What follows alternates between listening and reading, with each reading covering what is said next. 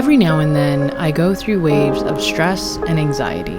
I understand that this is a completely normal part of life, but avoiding long-term periods of stress is something I've tried to build into my lifestyle to escape being stuck in a vicious cycle of dumpster fire days. I take my sleep seriously, y'all. I always try to shoot for 8 hours, and anything less than 7 is asking for turmoil. Sleep is the anchor to my day and the reason I get anything done. It fuels my creativity, which helps me reach my goals and regulates everything else in my life.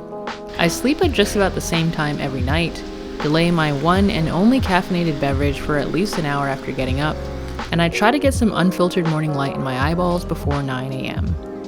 But even though I know I'm getting enough sleep, the quality of that sleep can change. Sometimes I have to ask myself, am I stressed because I'm not sleeping well, or am I not sleeping well because I'm stressed? Sometimes I can tell I've been grinding my teeth at night, or I wake up feeling like I was hit by a bus rather than feeling well rested.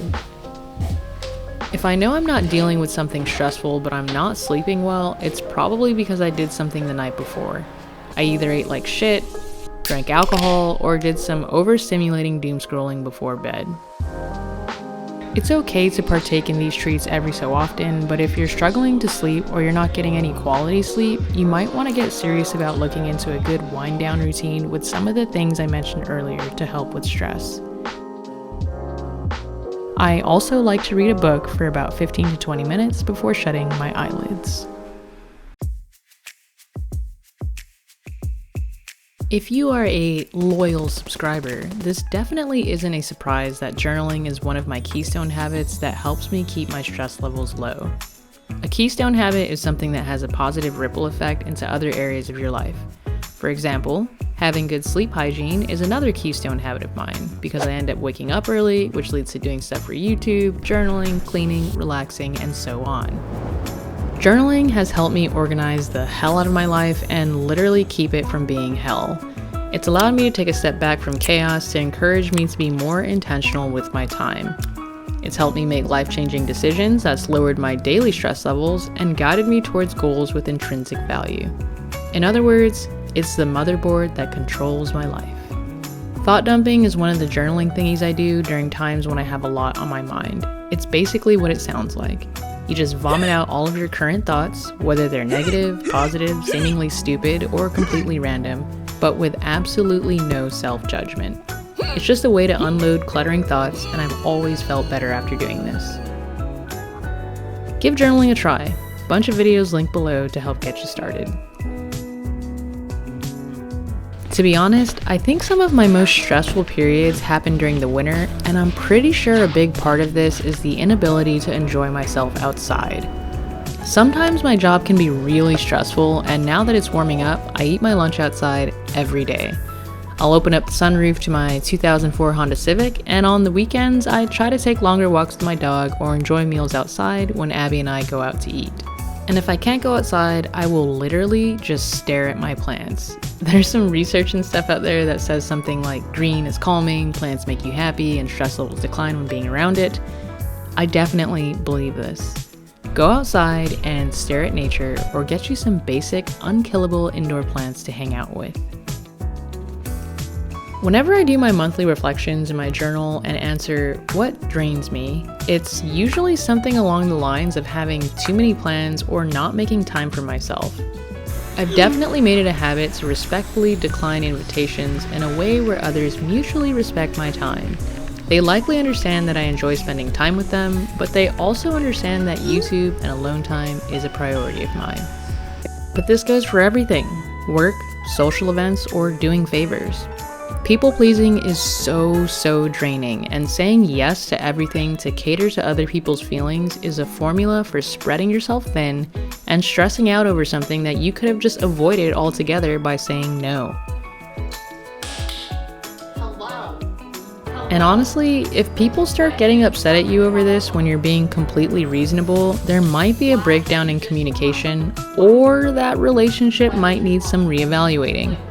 Keeping my schedule at home in my bullet journal has been really helpful with this because I have to delay any commitments by having to go home and look at my calendar, versus being able to say yes right on the spot. Knowing when to say no is definitely another one of my keystone habits and is probably the most important one of all these methods. And whenever I say no to something, there's almost always a trade-off towards doing something more positive for me during that time, whether it's taking time to just relax or doing something that supports my goals.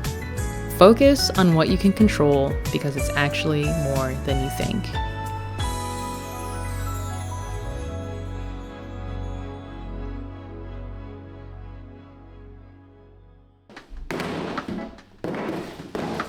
Whenever I'm incredibly pissed off about something or I get the Sunday scaries, I clean. There's something therapeutic about it that allows me to just go on autopilot while justifying my time. But what it's really about is doing something basic that I can immediately take control of when things feel overwhelming or out of control. Whether it's just my desk space, an entire room, or my entire home, it stabilizes spiraling emotions of overwhelm. But if you want them long-term benefits of lowering your stress levels, start by getting rid of unnecessary stuff in your life.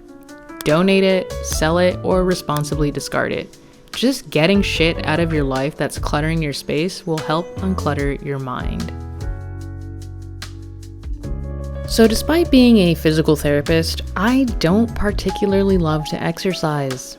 I wouldn't say this is a habit yet, but as some of you may know, it's something I'm trying to build into my lifestyle to help regulate stress and just be healthier and stuff. If you hate exercising as well, start with breathing exercises. I've talked about the positive effects of breathing in some other videos, but basically taking 2 minutes out of your day throughout your day to focus on your breathing helps downregulate an overstimulated body and mind. Getting good at something or finishing a project can be really satisfying, but even better is when you enjoy the process. I love to get lost in a project where time slows down and all I have to focus on is what's right in front of me. That can be video games, building little trinkets, making videos for you guys and myself, and apparently now drawing on an iPad. But what I've learned from this is that you have to know when to take a step back if it's not serving you in a pleasant way. Otherwise, it could totally backfire.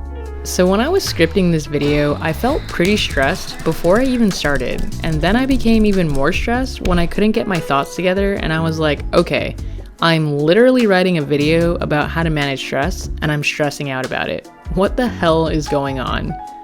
I then went to go play some video games to take a step back, and I ended up getting my ass kicked every single game, so that did nothing but make things worse. So I took my own advice on what I had already written and decided to go for a run outside.